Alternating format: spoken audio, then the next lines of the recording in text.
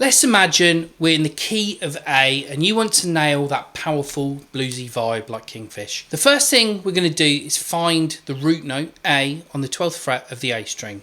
So here it is here. And from here we're going to build what I like to call the Kingfish lick. It's inspired by Kingfish himself from a lesson he done with Marty Schwartz. The lick's based around that 12th fret A root note, and that's how you find it. So find the root note first.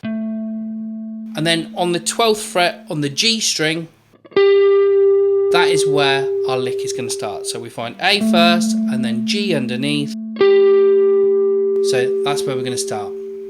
So here's the lick. I'll play it slightly slower than Kingfish does, just so you can follow along to start with.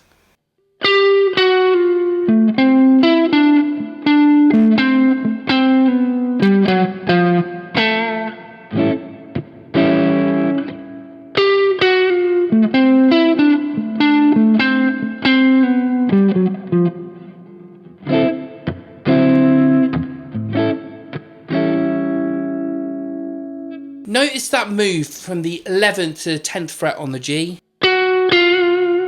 Sounds a bit abrupt on its own, but in context it really pops.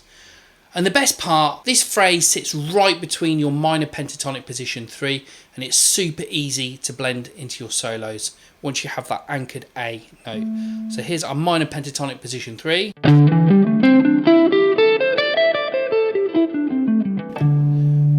And then back to our lick. So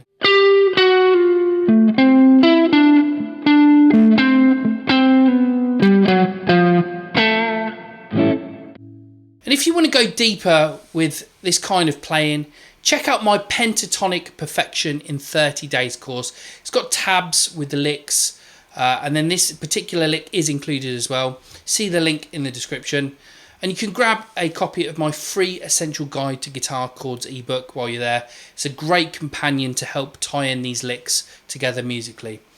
So just drop a comment if you've got any questions. Thanks for watching, and I'll see you again in the next one.